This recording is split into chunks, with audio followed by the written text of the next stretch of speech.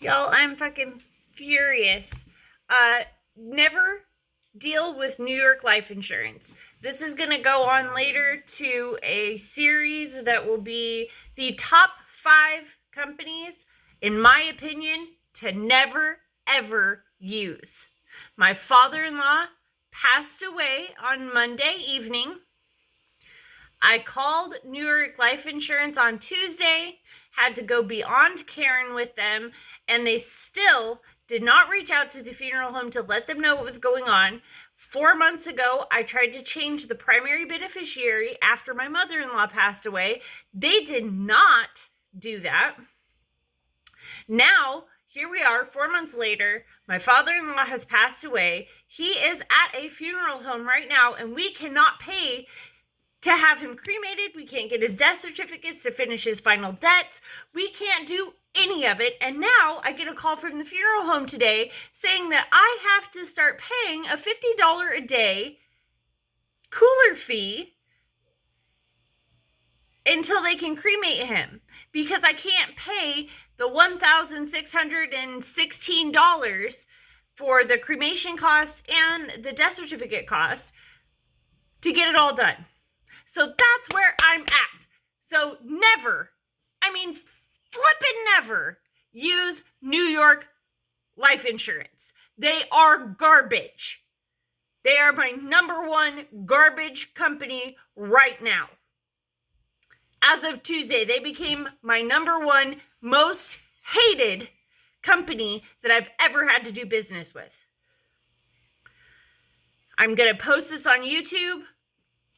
I'm not looking for people to send us money. I am just looking to give you guys awareness. Never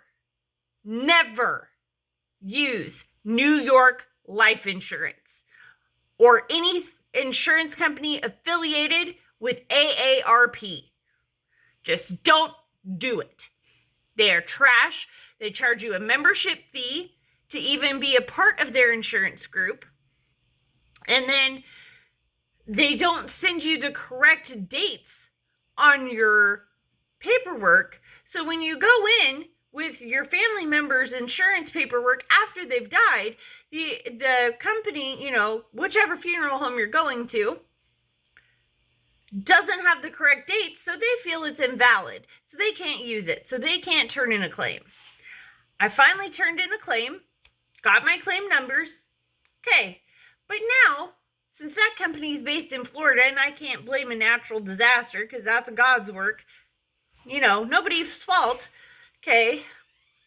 But now, since Tampa, Florida is underwater, I can't do a darn thing about any of this shit, okay? I cannot take care of my father-in-law, so now I have to pay a $50 a day cooler fee because I don't have the $1,616 to cremate him and get his death certificates.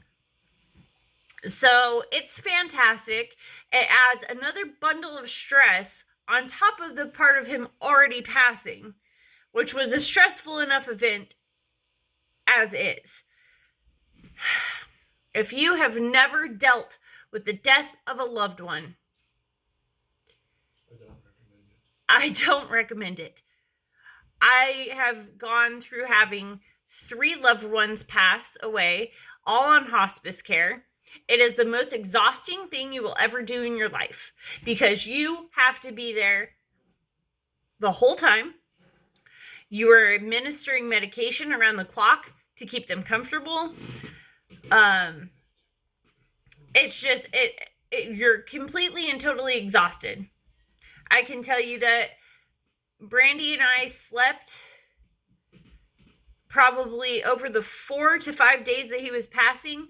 We would take shifts where he would sleep 4 hours, I would sleep 4 hours. And we wouldn't even get a full 4 hours because we were so worried about the other person. We would worry about each other. We were worried about, oh, well, I'm not there. That's not okay. And so we really weren't sleeping. So by the time Tuesday morning came around, he passed at 8:58 p.m. on Monday the 26th. Okay, so let's figure we went to bed around midnight. Okay, and then had to be up at 8 o'clock so we could get ready so that we could go to the funeral home that next morning, the 27th at 10 a.m., to be told, oh, well, we can't do anything because his insurance technically isn't active based on the dates that are here in front of me. So I come home and I am furious. I'm exhausted. I'm frustrated. And all the emotions. Every emotion you could feel. I was raw. I heard so many cuss words that day. I went beyond Karen, and I can't even tell you what that looks like. I was pounding my fist on furniture. I was screaming at the top of my lungs to where I was losing my breath. It was bad. It was bad. And now I'm still waiting for a response from the insurance.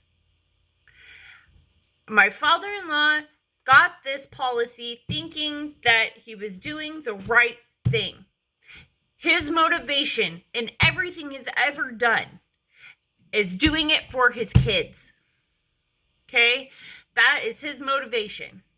For everything he's ever done is to make sure his kid, which is my husband, and his grandkids, and myself were taken care of. That has been his entire motivation. So he got this insurance policy back in 2016. He thought he was doing a good thing.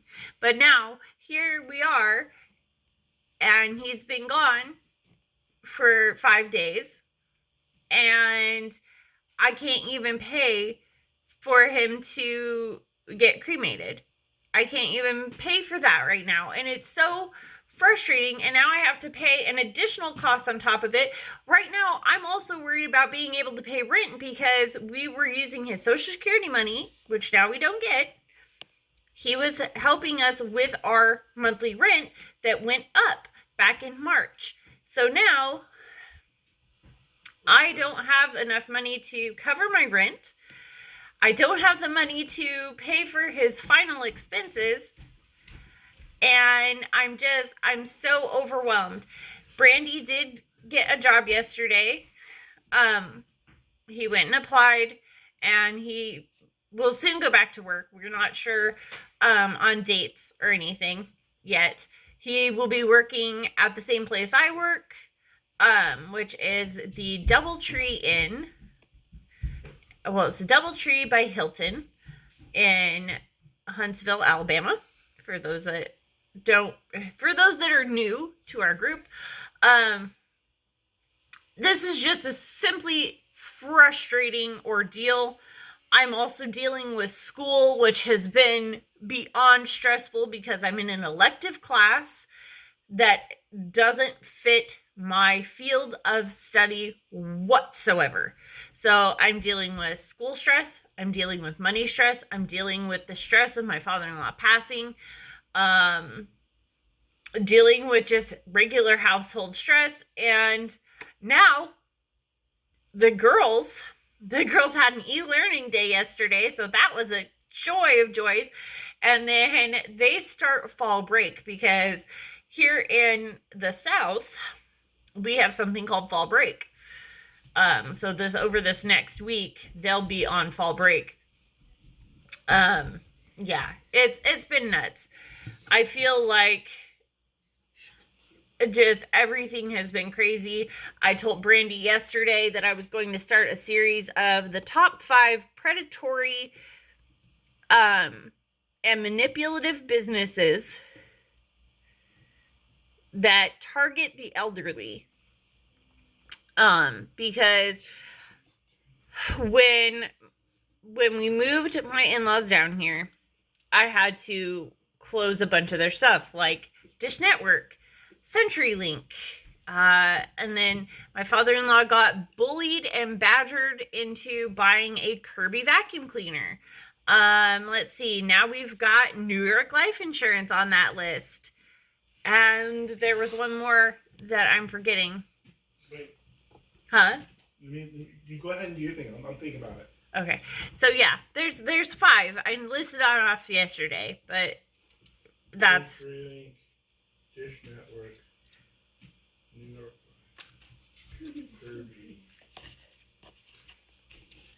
so yeah, we're thinking about it. U.S. Bank. Oh, U.S. Bank. That's the other one. Okay. So, And we just don't have good experiences with them. and I don't have good experiences with any of these companies, but they're the companies that my father-in-law decided to use.